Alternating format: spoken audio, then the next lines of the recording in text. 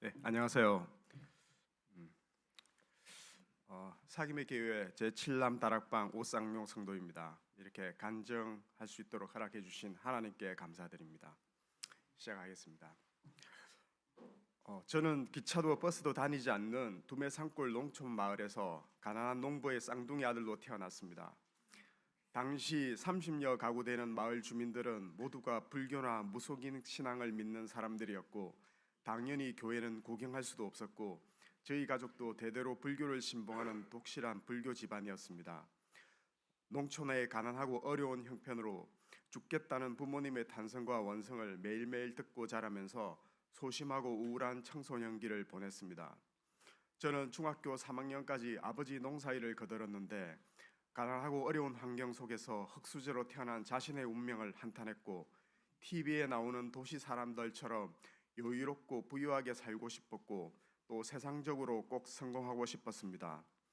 또 오직 세상적으로 성공해야 한다는 목표하에 이를 악물고 앞만 보고 열심히 달리며 살았습니다. 40대가 되면서 조금씩 목표가 보이는 것 같았고, 생활의 여유도 가지게 되어 잠시나마 기쁘기도 했습니다.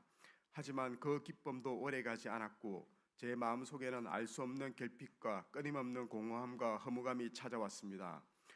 더 잘 살지 못하는 이유가 가난을 물려준 부모 때문이라는 교만함으로 가득 찼고, 마음속에는 짜증과 분노가 자주 일어났습니다. 자녀들의 세상적인 성공을 위해 자녀 교육에 모든 힘과 노력을 쏟아야 되겠다고 다짐했습니다. 하지만 저의 기대에 부응하지 못하는 아이들에게 실망했고, 자주 화를 내고 야단도 많이 쳤습니다. 그러던 어느 날 제 아내 지인의 소개로 집에서 그리 멀지 않았던 분당 우리 교회를 알게 되었습니다. 그 당시 뉴스나 TV 시사 프로그램에서는 대형 교회들의 부정과 비리가 연일 보도되고 있었고, 평소 교회에 대해 냉소적이고 비판적인 저였지만, 학교 도덕 시간에 모두 엎드려 자는 교육 현실 속에서 혹시 자녀들의 인성 교육에 도움이 좀 될까 싶은 마음에 교회에 처음으로 나가보게 되었습니다. 새신자 교육은 받았지만 마음속에 뜨거운 그 무엇도 없었고, 이런 핑계 저런 핑계로 주일 예배도 자주 불참하는 냉담한 상태였습니다. 그 이후에 코로나가 창궐하면서 현장 예배는 아예 가지를 않았고, 인터넷 설교만 가끔씩 시청하는 죽은 신앙인이었습니다. 분당 우리 교회 분리 개척 설문지에는 찬성으로 동의했지만 교회에 나갈 마음은 별로 없었고, 집에서 인터넷 설교만 계속 시청해 볼 생각이었습니다. 하지만 하나님의 뜻과 정반대의 길을 걷고 있는 저에게 3일 동안 세 가지 시련이 동시에 찾아왔습니다. 첫째 날에는 큰 돈을 벌 수 있을 거라는 생각에 고위험 상품에 빚을 내서 투자해서 평소에 저축한 돈의 전부를 모두 잃어버렸고, 통장에는 엄청난 액수의 마이너스가 찍혀버렸습니다. 희망이 없어지고 죽을 것만 같았습니다. 둘째 날에는 사소한 문제로 말로 형언하기 힘들 정도로 무리하게 아버지에게 대들며 제 평생에 처음으로 크게 대판 싸웠습니다. 셋째 날에는 코로나에 심하게 걸려서 끙끙 신음하며 침상에 누워 있어야만 했습니다. 세 번의 충격을 3일 동안 연달아 맞으니 몸과 정신이 혼미해졌고, 저 자신이 너무 어리석고 바보 같아 마음이 너무 아프고 괴로웠습니다. 앞만 보고 달려왔던 제 인생이 너무 허무하고 앞날의 희망도 없어진 것 같아 그만 이대로 죽어버렸으면 좋겠다는 생각이 몇 번이나 들었습니다. 하지만 그때 하나님께서 저를 부르셨습니다. 이제 그만 내게 오너라. 교회로 나오너라.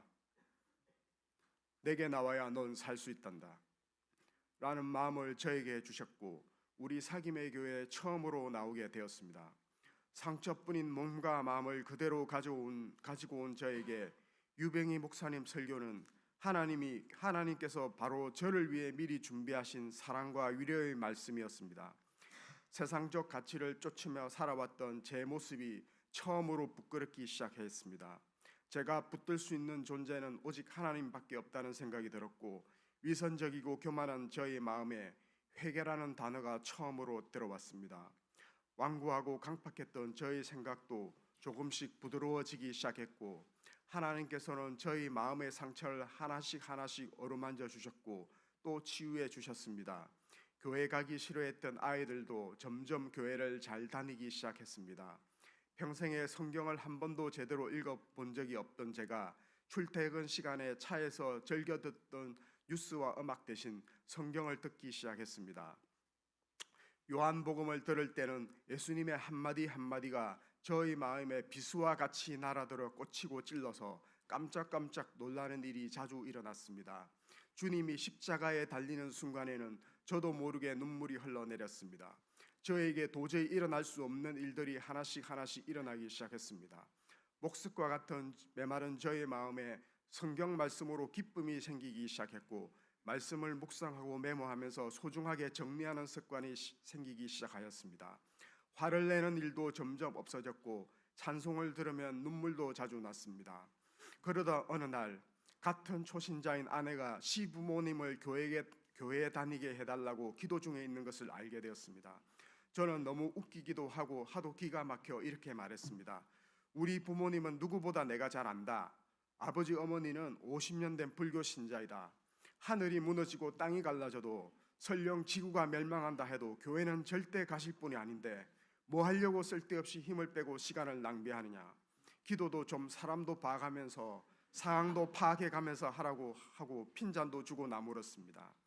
그러던 중 2023년 봄에 아버지께서 갑작스럽게 심한 뇌출혈이 발생하여 죽음의 문턱에 서셨습니다. 상태가 악화되어 의식을 잃어가는 순간 병동 간호사가 상태를 파악하기 위해 간병하는 어머니를 누구냐고 물었는데 아버지는 교회 다니는 여인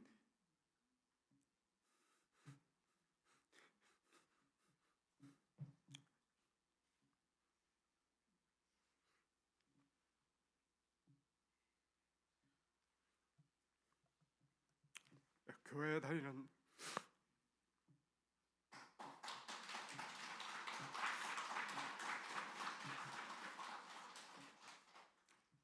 여인이라면서 수차례 말씀하시면서 의식을 완전히 잃으셨습니다. 아버지는 응급수술을 받으셨고 그 모습을 지켜보는 어머니는 마지막이 될 수 있다고 생각하셔서 큰 충격에 빠져 눈물로 통곡하셨습니다. 저와 아내는 무릎을 꿇고 아버지를 살려달라고 하나님께 눈물로 기도를 드렸고 하나님께서는 기적과 같이 아버지를 다시 살려주셨습니다. 아버지는 뇌출혈이 3번이나 재발되었으나 지금은 어떠한 후유증도 없이 100% 완치되어 회복되셨습니다. 아멘. 의사 선생님도 이건 기적이라고 말씀하셨습니다. 평소 기독교인들이 제사도 지내지 않는다고 매우 싫어하셨던 부모님은 이런 특별한 환상과 치유의 기적을 경험한 후에 모두 교회에 등록하시고 믿음의 길을 걸어가기 시작하셨습니다. 금년 7월에는 두 분 모두 세례를 받으셨다고 기뻐하셨습니다. 저는 이 사건을 통해서 새로운 진리를 알게 되었습니다. 하나님께서는 하시고자 하는 일은 절대로 포기하지 않으시고 반드시 이루어지시는 분임을 알게 되었고 하나님께는 불가능한 일이란 전혀 없음을 확실히 믿고 깨닫게 되었습니다. 또 주님께 드리는 작은 기도가 얼마나 소중하고 중요한 가치가 있는지 그리고 그 안에 능력이 있는지 몸소 체험하게 되었습니다. 저도 이제 세례를 받게 됩니다. 아직도 저의 마음속에는 세상의 때가 많이 묻어있고 세상적인 가치를 따라 살며 유혹에 흔들릴 때가 많이 있습니다. 하지만 사랑과 은혜의 성령님께서 저를 새롭게 변화시켜 주실 것을 믿고 기대하고 있습니다. 하나님 아버지, 추악한 저의 영혼과 마음을 주님의 보혈의 피로 깨끗하고 정결하게 해주십시오. 비록 보잘것없고 부족한 모습의 저이지만 가난한 한 영혼, 지친 한 영혼이라도 주님 앞으로 인도할 수 있는 작은 도구로 저를 사용해 주십시오. 저를 만나주시고 다시 살려주신 하나님께 감사드립니다. 주님 사랑합니다. 아멘.